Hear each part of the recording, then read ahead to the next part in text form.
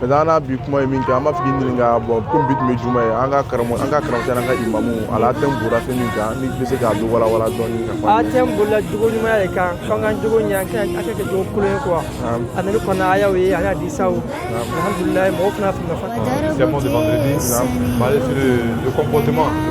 que le musulman doit adopter, le bon comportement que chacun de nous doit adopter par rapport aux prescriptions d'Allah vis-à-vis de Dieu. Imam kumana jogo yuma ya le kan inshallah salama dembe kanga jogo ye kwa rabbil alamin المعبود بالحق المحمود بكل لسان المتفرد بالعزة والعظمة والكبرياء نحمده سبحانه وتعالى ونستعينه ونستغفره ونستحبه إليه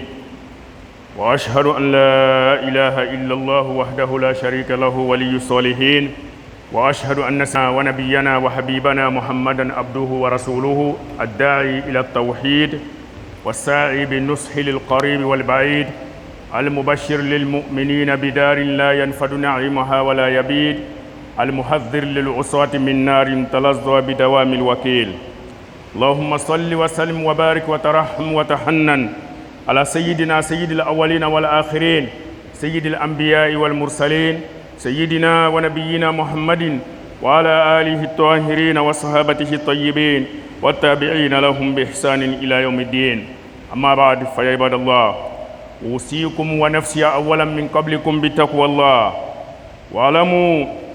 أن للأخلاق مكانة كبيرة في ديننا الإسلامي لأنها من أهم مقاصد بعثة محمد صلى الله عليه وسلم للناس يقول الله سبحانه وتعالى بعد أعوذ بالله من الشيطان الرجيم والذي بعث في الأميين رسولا منهم يتلو عليهم آياته ويزكيهم ويمتن الله على المؤمنين بأنه أرسل رسوله لتعليمهم القرآن وتزكيتهم والتزكية هنا بمعنى تطهير القلب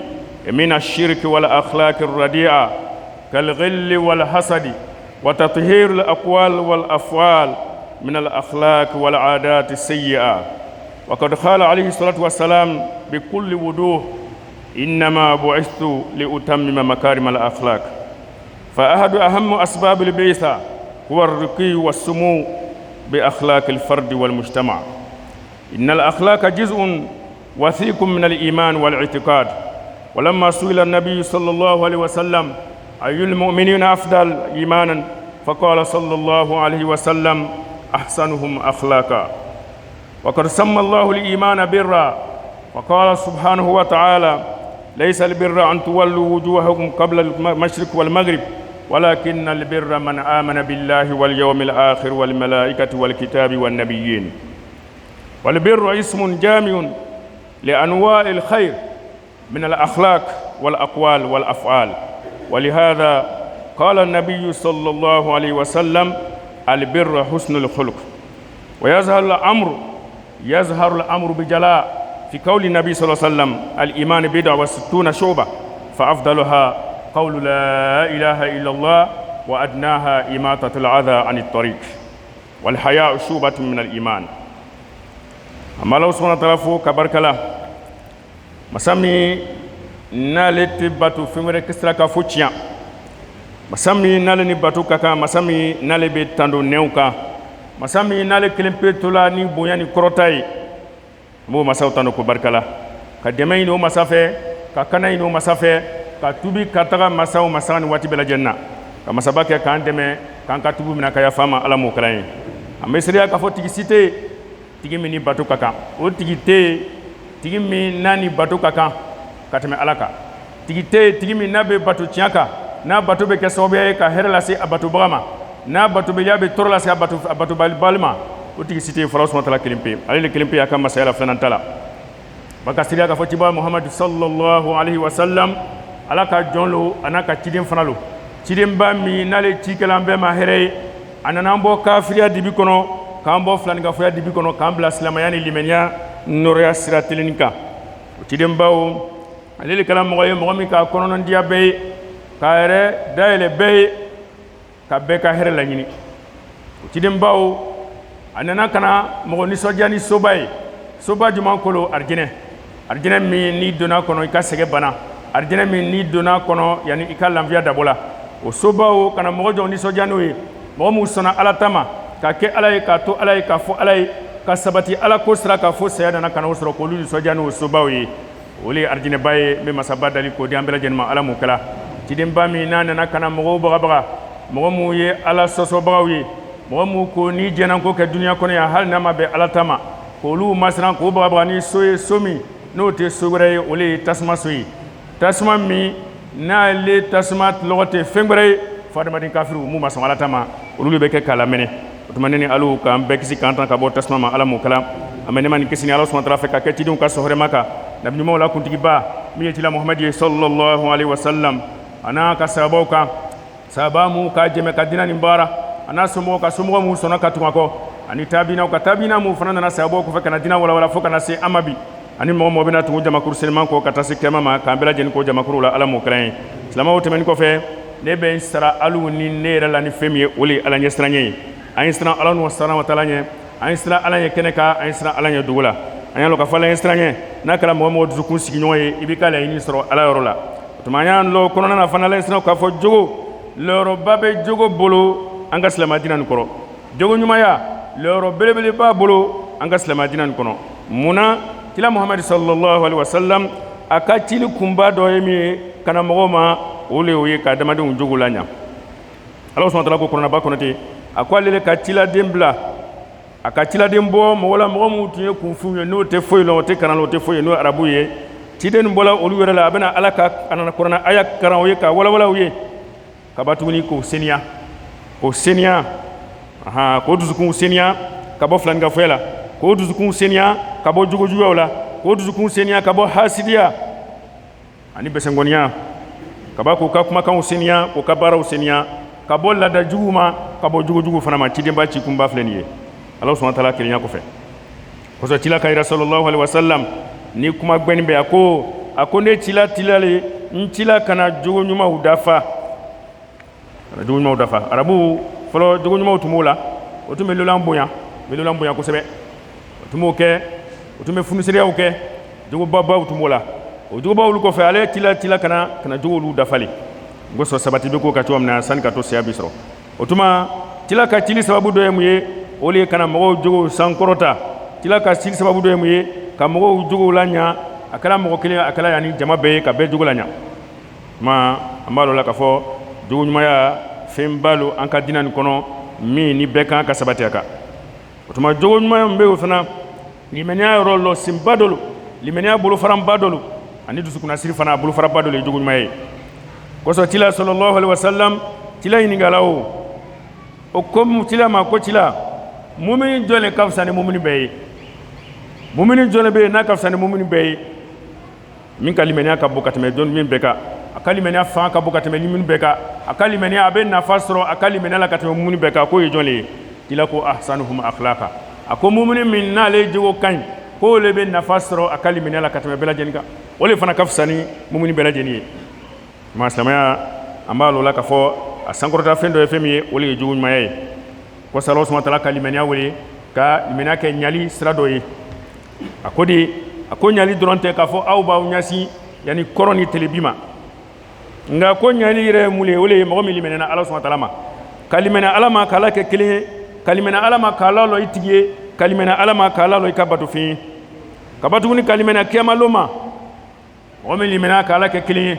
k'Ala lɔ a tigi ye k'Ala lɔ a danbagaba ye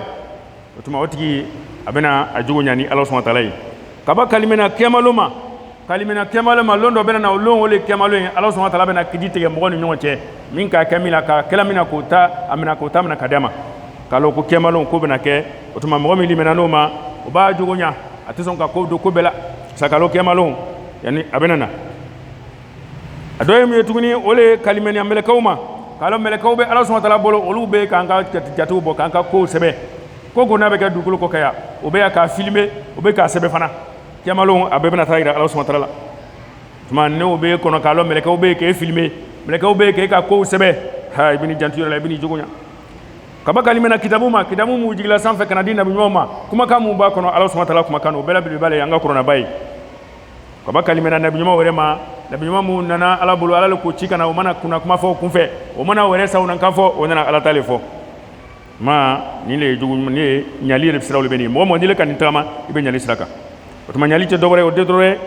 hɛrɛ bonda fɛn ka bɔ jogo ɲumanya ni kumakanw la ni kɛwale ɲumanw la o bɛɛ bɛ don yan ni ɲali bondaw kɔnɔ o sɔrɔ cila ka yira sallallahu alaihi wasallam a ko ɲali tɛ dɔwɛrɛ k'i jogo ɲa silamaw o kuma nin bɛ lagbɛya cila ka kuma nin bɛ lagbɛya mun na o dɔ la tugun o le cila kumakan ye sallallahu alaihi wasallam a ko limaniya bɛ taga bolo faran 70 ani kɔ la riwaya dɔw la 60 ani kɔ k'a bɛ taa o la ko nka a bɛɛ la sankɔrɔta ni ye mun ye a bɛɛ la fisamaci ye mun ye o le kalimati tawhidi ala kelenya qawlu la ilaha illallah ko nin de b'a bɛɛ sanfɛ k'ala kɛ kelen ye a ko ala dugumata ye mun ye ala dugumani ye juma ye o le ye imatatul adha ani tariq ka maramafɛn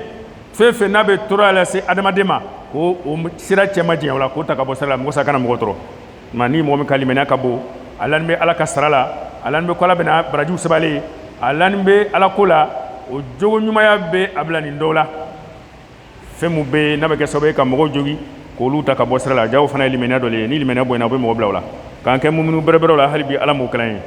cila ko sanu kɔnɔ a ko wal haya shubatu min al iman a ko maloya ko limaniya bonda bolofana dɔ fana ye tuguni maloya ko sa cila amana yadisa gɔna ko de inna mimma adraka an-nasu min kalami nubuwati al-ula idha lam tastahi fasna ma shi'ta a ko nabi ɲuman mu tɛmɛna ka kɔn ale cila yɛrɛ ɲɛ ani ciladen mu tɛmɛna nabi ɲuman mu tɛmɛna olu ka kuma min sela mɔgɔw ma o ka bɛnkan min n'an ka dɔ sɔrɔ la bi o ka yani jogo ɲumanya min n'o dɔ sɔrɔ o le ye mun ye o tun ye mun ye ko ni i ma maloya fɛn fɛn k'i jakiw kɛ adamaden n'i ma maloya ko k'i jakiba kɛ ɲuman bɛɛ bɛnna o kan ka yira maloya o le ye adamadenya yɛrɛ lasili ye n'i ma maloya fɛn fɛn k'i ja ni mun kɛ i b'o kɛ o tuma maloya kɛ k'a tɛ adamaden na o le bɛ na ni jogo dɔw ye jogo min n'a bɛ kɛ sababu ye k'i mabɔ ala la i ko juguya lasili bɛrɛ t'a la fo mɔgɔ min ni maloya t'i la sinon ni maloya b'i la jogo tɛ se ka juguya cogo si la mɔgɔ min n'a bɛ maloya jogo ka ɲi a b'a jogo ɲa k'i jogo ɲa i ni ala cɛ ka ba k'i jogo ɲa i ni adamadenw cɛ fana silamɛw faamuyali ko ɲuman ka di a ma ala m'o kalan ye innal akhlaqa murtabita bi kulli anwa'i al ibada fala tajidu allah subhanahu wa ta'ala ya'muru bi ibadatin illa wa yunabbihu ila maqsadiha al akhlaqi أو أثرها على النفس والمجتمع وأمثلة ذلك كثيرة منها الصلاة من الصلاة يقول الله سبحانه وتعالى وأقم الصلاة إن الصلاة تنهى عن الفحشاء والمنكر ومنها الزكاة خذ من أموالهم صدقة تطهرهم وتزكيهم بها ومنها الصيام كتب عليكم الصيام كما كتب على الذين من قبلكم لعلكم تتقون silamɛw jogo ɲumanya lɔrɔba b'a bolo an ka diinɛ nin kɔnɔ dɛ munna bato mun ni ala sɔnna taala k'an bila a kɛli la ala ka bato ninnu kɛ k'a dulon hata jogo ɲumanya la tuguni k'a dulon ni jogo ye o le ye mun ye k'a yira bato mun n'an bilala nin ye a bɛ kɛ sababuya ye n'an ka k'a kɛcogo la n'an ka bato ninnu laɲini lɔ laɲini mun b'a la n'o n'an b'a kɛ la a bɛ kɛ sababu ye k'an jogo ɲa o dɔ ye mun ye n'ala k'i yamariya fɛn fɛn la laɲini min bɛ nin ko nin la hɛrɛ min bɛ sɔrɔ a kɔnɔ a bɛ kɛ sababu ye k'i gɛn ka bɔ ko min ma masa Alahu subahanahu wa taala b'o ɲɛfina min bɛ jouer ele yɛrɛ jogo kan ka jouer ele yɛrɛ nin kan ka kɛ sababu ye k'ele yɛrɛ laɲa ka kɛ sababu ye ka société fana laɲa o misaliya kasi o dɔ ye mun ye o le ye seli ye ala ko di wa akimi solata inna solata tanha anil fahsha'i wal munkar a ko ye seli lɔ seli k'a bɛ mɔgɔ gɛn ka bɔ kojugu ma ani kɔniko ko seli bɛ mɔgɔ gɛn ka bɔ kojugu ma ani kɔniko ja seli la laɲiniba le bɛ nin ye ja ka mɔgɔ to seli la e ka kan ka kojugu ye k'a to yen ja ka mɔgɔ to seli la kɔniko i kan k'i mabɔ nin bɛɛ lajɛlen na ɔhɔn ni seli min e mabɔ o la don i b'i yɛrɛ filɛ sisan est-ce que i bɛ seli la wa i b'i yɛrɛ ɲininka sisan est-ce que ne ka seli a bɛ minɛ la wa i b'i yɛrɛ minɛ sisan yala ne bɛ seli min kɛ la a bɛ nɔ bɔ la wa fo k'o le lɔn ɔhɔn n'a tɛ nɔ bɔ la mun de kosɔn n ka seli tɛ nɔ bɔ la parce que a fɔra ko seli k'a bɛ mɔgɔ yamariya ɲumankɛ la k'i gbɛn ka bɔ kɔniko bɛɛ lajɛlen ma k'i bɔn ka bɔ kojugu bɛɛ lajɛlen ma mais ne ya seli ma se k'an gbɛn ka bɔ kojugu ma est-ce que e ya seli bɛ minɛ la wa fa y'o ɲɛɲini fana dɛ e tɛ ban seli la e tɛ bɔ misiri kɔnɔ waati bɛɛ seli farida i b'a bɛɛ kɛ mais mɔgɔ jogojugu tɛ yen k'e bɔ e si ka seli bɛ minɛ an t'a fɔ n k'e seli dabila dɛ parce que seli de bɛ mɔgɔ kɛ silamɛ ye n'i selila ka ban o tuma i ye silamɛ ye différence bɛ ni kafiri cɛ o de b'o ye sisan parce que ile bɛ seli la kafiri tɛ seli la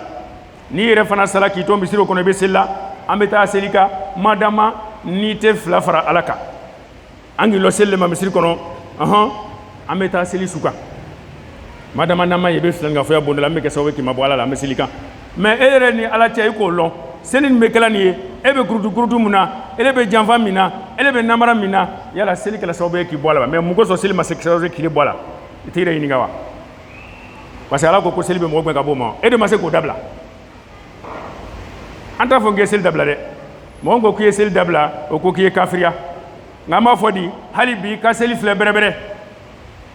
est-ce que seliji tacogo bɛ ɲana wa est-ce que e bɛ seli kɔnɔ ni ŋaniya ɲuman ye wa est-ce que e ka seli bɛ kɛla ala le kama wa walama a bɛ kɛla e bɛ sudonbaga ɲini de la parce que o de ka ca silamɛw la o bɛ sudonbaga ɲini de la n'a ma seli n'a sara k'a tun tɛ seli la jɔn de bɛ seli a kan kafiri k'a di denmisɛnw ma o bɛ taa lafili diɲɛ kɔnɔ yen o caman bɛɛ seli bɛ ka sudonbaga ɲini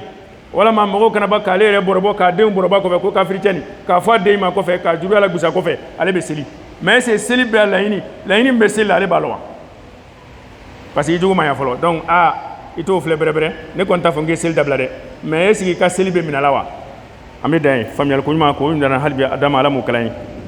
filanan ye mun ye jaga bɔ silamɛya lɔ sen dɔ lo mais laɲini dɔ b'a la ala bolo dɛ ala sɔnna tala ko fɔ kuranɛba kɔnɔ a ko cilama a ko jaga mina setigiw fɛ jaga min bɛna setigiw fɛ nin ye a ko a bɛ kɛ sababu ye k'olu yɛrɛ dusukun seniya k'o seniya ka ban tuguni k'u ka nafolo fana seniya tuguni jaga b'o kɛ a bɛ dusukun seniya munna ele min yɛrɛ ka jaga di ele yɛrɛ sawan no parce que n ka jaga di mɔgɔ min fana ka jaga mina o sawan no pourquoi ele min k'a di wala ele yɛrɛ k'a lɔn ala ko ko n ye baara dɔ kɛ n k'a kɛ i sawan no parce que ala ka hakɛ t'i fɛ mɔgɔ caman ka nafolo bɛ tiɲɛ ka sababu kɛ jaga dibaliya ye n'i ma jaga di o ye ala ka hakɛ le o n'i ma jaga di ala yɛrɛ b'a ta yɛrɛ ye n'ala don k'a ta foyi tɛ t'i bolo parce que i ta tɛ ala le k'a d'i ma i ta tɛ o donc ele min b'a di la ele yɛrɛ seniya lo i dusukun bɛ seniya i sawan no i lafiya no parce que i b'a lɔn ala ka hakɛ i ka bɔ ka di mɔgɔ min fana b'a mina o seniya no parce que o yɛrɛ fana o bɛ nisɔndiya parce que ale k'a lɔn nin ye silamɛ bɛrɛbɛrɛ e tɔgɔ jugu tɛ bɔ o da tuguni ale bɛ hɛrɛ de laɲini ye ko karisa ka nafolo ala bugu ala kana to a bɛ tiɲɛ fiyewu parce que ale ka hɛrɛ b'a la an ka jagabɔlaw k'o ka nafolo bugu ka caya hali bi ala m'o kalan ye mun yɛrɛ tɛ jagabɔ la k'olu lasu ka taa jagabɔ ma hali bi ala m'o kalan ye an ta ye fɔli le n'i ma bɔ n'ala ka talu minɛ i bɛ na ye faamuyali ko ɲuman ala di a ma donc jagabɔla e yɛrɛ ka sini i ka nafolo ka sini i b'a dila mɔgɔ mun ma donc olu fana nisɔndiya no e yɛrɛ nisɔn ka di fana laɲiniba min bɛ jaga la o de b'o ye ka ba tuguni ka ɲali kɛ ka taa mɔgɔw ma i dusukun seniyana i jogo fana ɲana jogo ɲana parce que i ka ala ta kɛ sun fɔlɔ k'an ye sun ka sun tɛ wa ka ji lɔgɔ ni dumuni lɔgɔ kɔngɔ min na tɛ wa laɲini bɛ sun na dɛ laɲini jumɛn b'o la ala ko kutiba alaykum siyam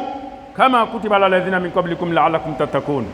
a ko mun limɛnana ni ala ma o tuma sun faridayala aw kan i n'a fɔ ni ala ka faridaya mɔgɔ kan mɔgɔ mun tɛmɛna ka kɔn aw ɲɛ laɲini jumɛn b'a la saa i bɛna siran ni ala ɲɛ walmaksadu huwa taqwallah بفعل أوامره واجتناب نواهيه ولذا يقول الرسول صلى الله عليه وسلم من لم يدع قول الزور ولا عمل به فليس لله حاجة في أن يدع طعامه وشرابه فمن لم يؤثر صيامه في نفسه وأخلاقه مع الناس لم يحقق هدف الصوم وتمسون لا ينبغي على كودي على يسرانيه يبصر على نيه كلا كنيمرلوك بنجلا كبوما كوتوي parce que comme bena minani e be leçon chama gora do be wati be o dabela maga ni domini 100 carton fla be domini na dabela maga na fala ko na tele bisa ko la domini teke ka damna so ma fuka ta se tele bima wala be hakli sura kono jamo be fa de sala jaw se ganno jamo mu do fo to bolo ja se ga bukan ale fana bu rolo to ma sunka la ni ba donc abena sanala ni abena nyalike katala srama ko so tila kayra sallallahu alaihi wasallam ako mo ne ma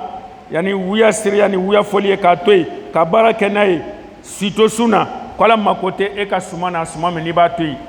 e ka kongo mina ala makotala kazalika e ka jimilo minali kwala makotala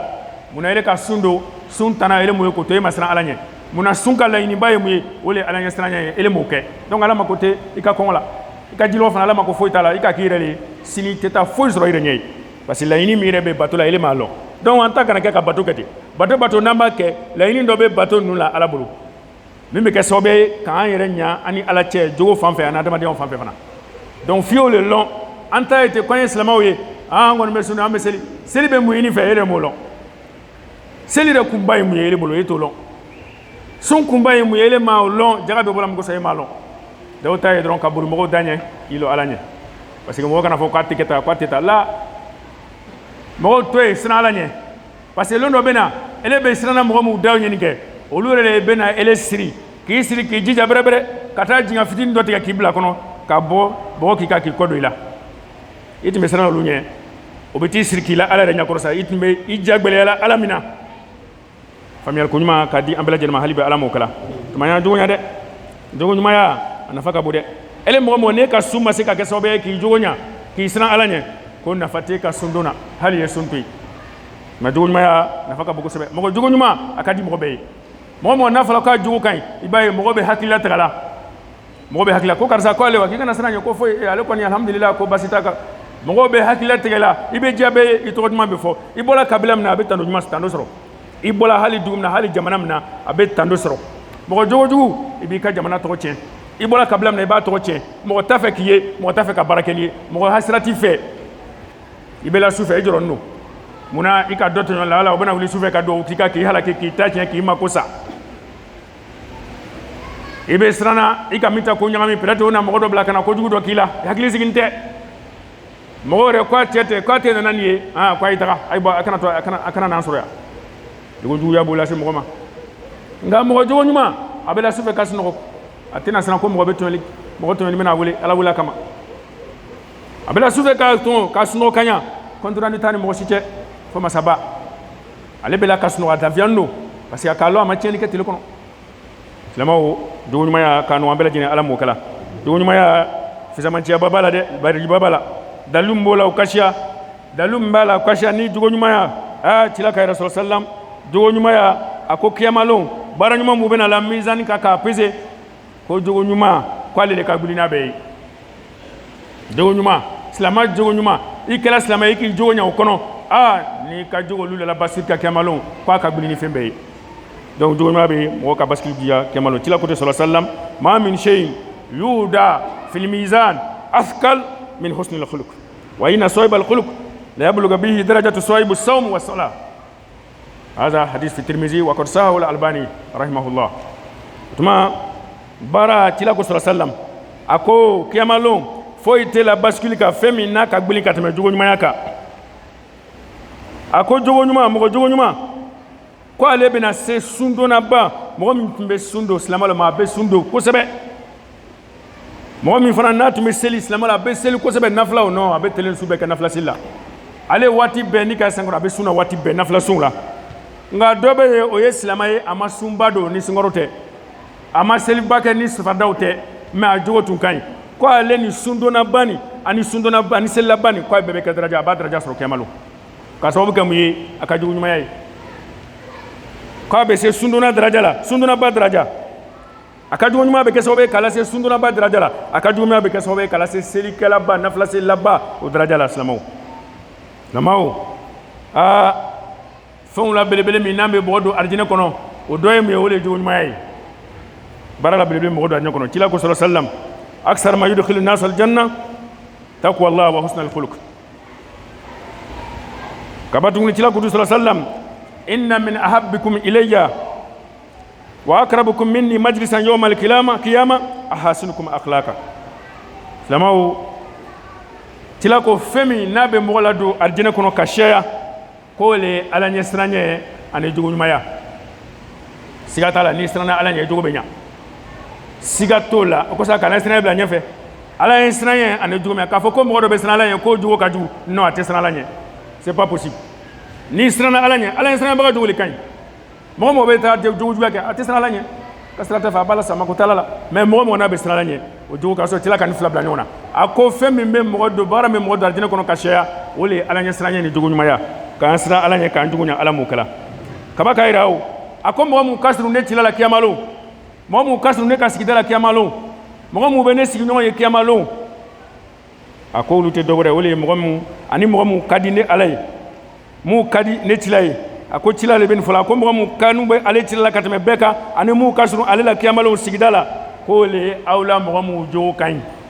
silamɛw aw la mɔgɔ mun jogo ka ɲi k'olu le ka surun cila muhamadu la sallallahu alaihi wa sallam olu le fana b'ale kanuɲɔgɔnbaw ye kiyamalon k'an surunya cila la k'an kɛ cila kanuɲɔgɔnbaw ye kiyamalon ala m'o kalan ye mun le b'o kɛ o le ye jogo ɲuman ye k'an jogo ɲama sababu bolo hali bi k'an kɛ ka jogo ɲuman siraw ta ala m'o kalan tuma silamɛw jogo ɲuman fana le daraja bonyana arijinɛ kɔnɔ kosɛbɛ ni ka cilaba ka di sanfɛ cila ko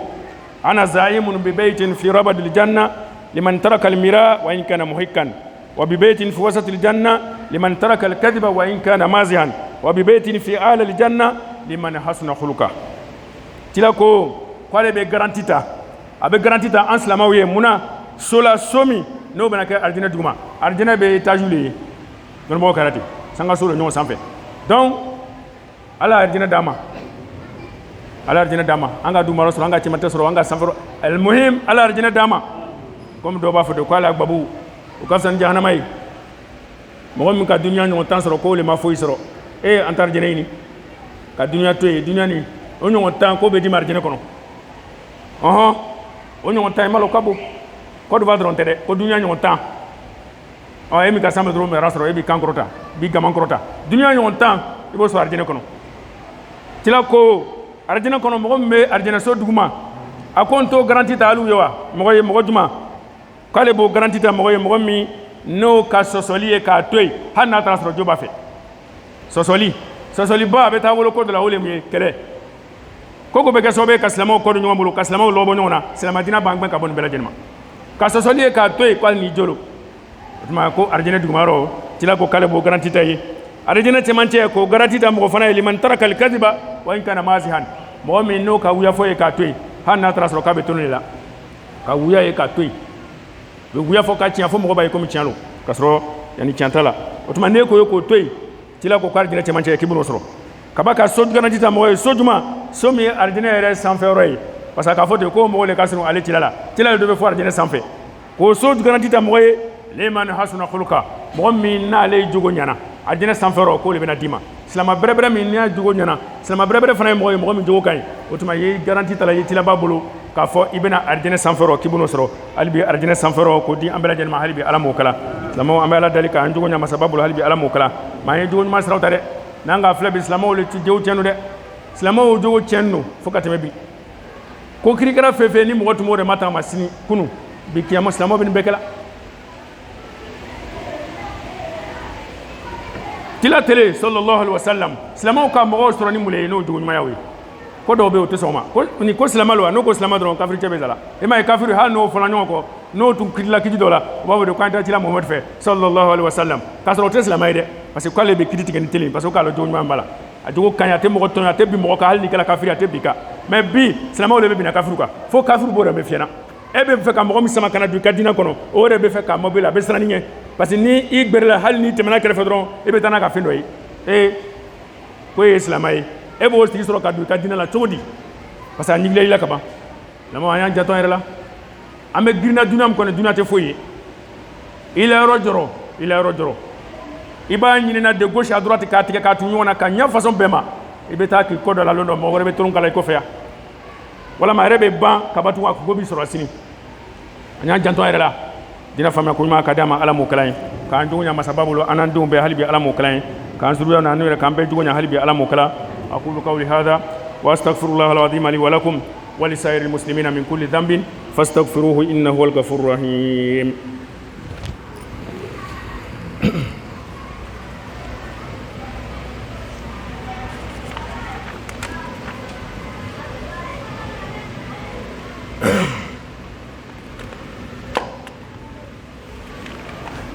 الحمد لله رب العالمين الحمد لله على كل حال سوى الكفر والضلال أحمده سبحانه وتعالى وأشكره وأشهد أن لا إله إلا هو وحده لا شريك له وأشهد أن سيدنا ونبينا وحبيبنا محمدا عبده ورسوله. La louange est à Allah subhanahu wa ta'ala, Dieu le créateur du monde, celui qui existe sans début, sans fin, sans endroit. et ne dépend pas du temps. Et rien n'est tel que lui, et il est celui qui entend et qui voit. Quoi que tu puisses imaginer, Dieu en est différent. J'atteste qu'il y a des divinités dignes d'adoration, si ce n'est lui seul, l'unique sans associé. J'atteste que Mohammed sallallahu alayhi wa sallam est son serviteur et messager. Puisse Allah lui accorder sa grâce et sa bénédiction, ainsi qu'aux membres de sa famille et à tous ses valeureux compagnons. Chers frères et sœurs, je vous interpelle ainsi que ma propre personne à la crainte d'Allah subhanahu wa ta'ala. Car le meilleur d'entre nous, c'est celui qui craint Dieu et se comporte bien. À l'instar des précédents messages qu'Allah subhanahu wa ta'ala a fait parvenir aux hommes par ses messagers, le message de l'islam a été descendu pour éduquer et réformer les hommes. Le bon comportement a été l'une des grandes missions du prophète Mohammed sallallahu alayhi wa sallam pendant sa prophétie. Allah subhanahu wa ta'ala, à la sourate 62, verset 2, dit: c'est lui qui a envoyé à des gens sans livre, c'est-à-dire les Arabes, un messager de leur qui leur récite ces versets et les purifie et les enseigne le livre et la sagesse, bien qu'ils étaient auparavant dans un égarement évident. Il s'agit ici de purifier leur cœur de l'idolâtrie et parfaire le comportement, les paroles et les actes des mauvaises coutumes et traditions. C'est d'ailleurs pour cela que l'envoyé de Dieu dit: je n'ai été envoyé que pour parfaire le comportement. Le bon comportement a une place très importante en islam. Elle est une partie de la foi qui est liée à la foi elle-même et à l'intention. On demanda au prophète Mohammed sallallahu alayhi wa sallam quel est le croyant qui a une bonne foi, et le prophète répondit: celui qui a un bon comportement. Le prophète sallallahu alayhi wa sallam dit: la foi est répartie en 73 ou 63 parties selon les hadiths, et le meilleur de la foi est la proclamation de l'unicité de Dieu par le cœur, la parole et les actes. La plus petite des parties de la foi est d'enlever un objet sur la voie qui pourrait causer du tort à quelqu'un. La pudeur est une partie de la foi. Le comportement est lié à tout acte d'adoration. C'est pour cela que Dieu, tout en nous enseignant les actes d'adoration, nous montre l'impact, les retombées sur nos comportements et sur la société.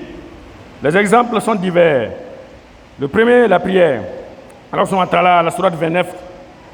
verset 45, dit: récite ce qui t'est relevé du livre et accomplis la salat. En vérité, la salat préserve de la turpitude et du blâmable. Le rappel d'Allah subhanahu wa ta'ala est ce qu'il y a de plus grand. À propos de la zakat, Allah subhanahu wa ta'ala dit: prélève de leurs biens une sadaqa par laquelle tu les purifies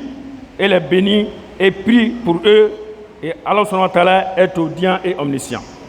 La zakat est un bien dirigé vers les pauvres, et celui qui donne sa zakat comme demandé par Allah subhanahu wa ta'ala, il purifie son cœur. En ce qui concerne le jeûne, Allah subhanahu wa ta'ala, à la sourate 2, verset 163, dit: ô les croyants,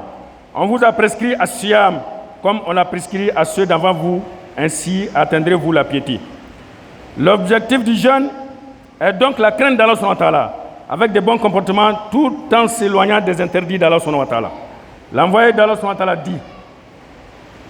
celui qui par sa parole atteste d'un faux témoignage, ment ou calomnie pendant qu'il est en jeûne, Allah subhanahu wa ta'ala n'a pas besoin de son jeûne. Qu'il sache qu'il s'abstient de boire et de manger pour rien. Ceci montre que celui qui n'a pas réussi à avoir un bon comportement pendant qu'il jeûne vis-à-vis de Dieu et des autres créatures d'Allah subhanahu wa ta'ala, son jeûne ne lui aura servi à rien. L'élévation en degré et les mérites qu'Allah subhanahu wa ta'ala a prévus pour les bienfaiteurs, pour les bienfaisants qui ont un bon comportement sont nombreux. Parmi les travaux qui pèseront lourd sur la balance le jour dernier,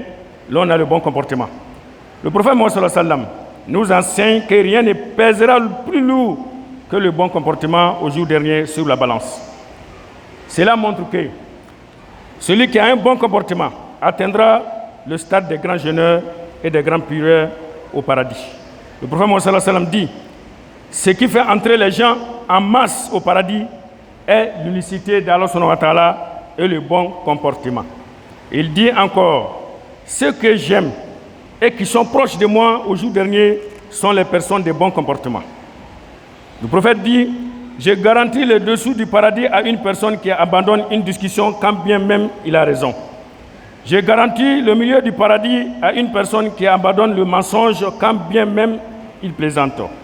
Et je garantis la hauteur du paradis à une personne dont le comportement est bon. Au vu donc de tout ce qui a été dit, je vous invite tous à corriger vos comportements pour profiter pleinement des mérites des adorations que nous faisons tous les jours. Sachez que si vous vous comportez bien, vous serez utile à vous-même et à toute la société. Ainsi, nous rendrons le monde meilleur. Puisse Allah subhanahu wa ta'ala nous faciliter l'acquisition des bons comportements et faire nous des musulmans sincères dans la pratique de notre noble religion. Amé ala fo kabarkala masam kan jumani dama juma shambala bolo kablan si kono ni batoka kunyma ala mukala momo naka do ni mamfe momo naka do ni ahminan kula momo re ma do mi mo fe na be misri kono be haminan to hami be mo be la janna hami do be ibo fo mo nyana nga do be obini ala lece ami do wuli ke hami do ni na langene mayani ni minte ala soso ko ala benoya adama demba ku fe islama be joro femna oli laban labango nyuma kadambe ma ala mukala labango juga kan tan ka ba ma halibi ala mukala mi do ka anga islamaya badiya mi na me nyonche ka jidi ka sabati ala mukala kan jogo nya kan ke jogo nyuma tibu halibi ala mukala jogo mi ke sobe ka ma sunna tila bala sallallahu alaihi wasallam ko jogo nyuma do ankoro halibi ala mukala jogo mi ke sobe ka ma bo ala la ka ma bo mo la ka ngbe mo ye ka ngbe ala ka ndiya sitanai kan tan ka bo jogo ma halibi ala mukala ami do ke alibi anga bana bato mi be sokono mi be do rasula mo bo senkanu tay masam ka ka jomba ay baba sika bela jen basi halibi ala mukala ami do ke anga islama fru ye mutala kema jani muso demsen mo kroba fefena sala ka sura kala ke kelen kala hina bela jen halibi ala mukala ami do ke anga jamana ko no ya halibi ala mukala fitna mo be islama jamana ko no ka be wuli ka be masababul halibi ala mukala ami do ke jamana re karfala mula ka ahina dola ko ben kelema ko ben finka islamiyata korata be mina jamana ta korata be mina ala mukala ami Allah subhanahu wa ta'ala dali limenia ka sabati andu sukuna ala mukala limena sron ko fe limena bosi ka anta ka ba mahalibi ala mukala bere masaba ka beta ka ba mahalibi ala mukala anjugule sitana ka anta ka bo sitana tura ma ala mukala anni bablan ko do langa hertala ka anta ka bo bela ma ala mukala ame do ke barada ko sabati ala mukala daskelen flam mena sro ka barakatu la ka kana fa fe dunan kama ala mukala kan ke halala ni bay ka halala no ay halibi ala mukala ka haramu bayan ka haramu sirak bele ma halibi ala mukala ame do ke halibi si jan si nafama si barakama ala dambema ala bato si jan ala dambra jelma anga kula ban ka ke kalimatu shahada ka la benyo na halibi ala mukala kan kisi ka bo sitana sra bema ala mukala hadha wa aksiru min zikrillah wa min as-salatu wa salam على من أمرنا جميعا بالصلاة والسلام عليه حسبك الله سبحانه وتعالى في كتابه الكريم إن الله وملائكته يصلون على النبي يا أيها الذين آمنوا صلوا عليه وسلموا تسليما اللهم صل على محمد وعلى آل محمد كما صليت على إبراهيم وعلى آل إبراهيم بارك على محمد وعلى آل محمد كما باركت على إبراهيم وعلى آل إبراهيم في العالمين إنك حميد مجيد اللهم أعز الإسلام والمسلمين وأذل الشرك والمشركين ودمر أعداءك أعداء الدين وألف بين قلوب المسلمين واجمع كلمتهم على الحق برحمتك يا أرحم الراحمين ربنا آتنا في الدنيا حسنة وفي الآخرة حسنة وقنا عذاب النار ربنا لا تزغ قلوبنا بعد إذ هديتنا وهب لنا من لدنك رحمة إنك أنت الوهاب اللهم ارض عنا وعن الخلفاء الأربعة أبي بكر وعمر وعثمان وعلي وعن التابعين ومن تبعهم بإحسان يوم الدين عباد الله إن الله يأمر بالعدل والإحسان وإيتاء ذي القربى وينهى عن الفحشاء والمنكر والبغي يعظكم لعلكم تذكرون فاذكروا الله العظيم الجليل يذكركم واشكروه على نعمه يزدكم واسألوا من فضله يؤتيكم وأقيموا الصلاة إن الصلاة تنهى عن الفحشاء والمنكر ولذكر الله أكبر والله يعلم ما تصنعون قوموا إلى الصلاة يرحمكم الله. Assalamu alaikum wa rahmatullah. Wa alaikum salam wa rahmatullah wa barakatuh. Wa in bari ma ce to ni jamu. To ko Mas'ud Jibril Meiga. Okay, masha Allah. Da na bi kuma min ka ma fi ni nga bon kum bit me juma anga karamo tan nga imamu ala tambura fe min ka ni bi se ga do wala don ka fa. Atembula jugo nyuma ya kan nga jugo nya kan akeke jugo kulen ko. Anani ko na aya we ana di saw. Alhamdulillah mo fna fana. Voilà. Mais da ebe se ka muni fo an balima to ni min ma se ka misira soro ou jogo nyuma te mo na sabula o ma se ka misira soro nyam bon ne se ka min fo mawnye ka gere mo wala mo mi nyam misira soro o ni ga imam ko am ka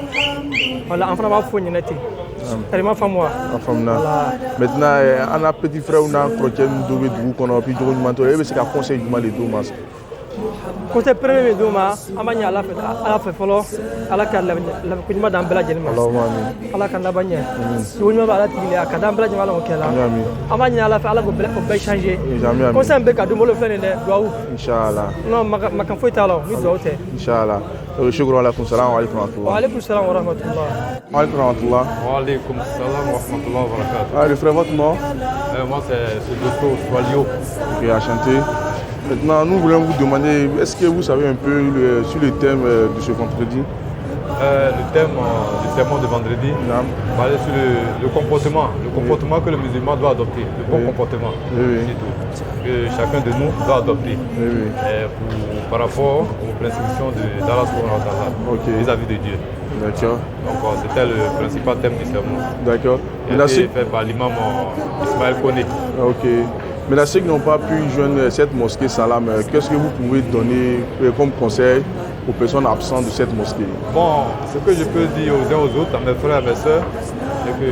faire l'effort, chacun de nous doit faire l'effort pour adopter le comportement que Allah subhanahu wa ta'ala nous a prescrit dans son livre, dans son saint livre, et ce qu'il a enseigné à son saint prophète. Nous devons faire l'effort. Certes, on ne peut pas être parfait à 100%, mais on peut faire l'effort d'atteindre le degré de plaire à Dieu. On peut plaire à Dieu. Donc il demande à tout le monde, tous les musulmans et toutes les musulmanes de faire l'effort, y compris moi-même, faisons l'effort de respecter les prescriptions d'Allah. C'est ce que je pourrais dire aux... Ok, merci bien. Ok. Salam alaikum wa rahmatullahi wa barakatuh. Wa alaikum salam wa rahmatullahi wa barakatuh. Le frère, s'il vous plaît, c'est quel nom? Hassan Sana. Hassan Sana. Ok, enchanté. Maintenant, nous voulons vous demander un peu sur le thème de ce sermon d'aujourd'hui. Sur le thème du sermon d'aujourd'hui, du vendredi, qu'est-ce que l'imam a dit? Inch'Allah, imam kumana dogo yumaya le kan. Inch'Allah, salama dembe kanga dogo ye quoi. Ok, salama dembe kanga dogo ye. Inch'Allah. Maintenant, moi, je sais qu'à Misiru Soroya, début c'est qu'à conseil du mal de dire, moi, je sais qu'à Misiru Soroya, ça ou là, dogo yumaya te moi, mais c'est qu'à conseil du mal de Doluma. Inch'Allah, ambe do kebe ko ala kan jogo ye quoi. Allahumma amin. Voilà, parce que jogo ye fana be bo ala le bolo. Avedi. Bon, ne ala le ba so mo ma. Avedi. Inch'Allah, mbala de la ala kan jogo ye. Allahumma amin. Minu fana ma kutuba soro. Inch'Allah, fana fana kibaria do ma. Inch'Allah. Donc jogo ka se ka ye quoi. Ok, Inch'Allah. Inch'Allah, parce que dina yɛrɛ jogo le quoi. Avedi, ça c'est vrai. Inch'Allah. Ok, shukran la binyat mais anga groupe sorto hikma. Il faut français nyanga la voix de la sagesse. Vraiment, Inch'Allah ka ibraji. Assalamu alaikum wa rahmatullahi wa barakatuh. Wa alaikum salam wa rahmatullahi wa barakatuh.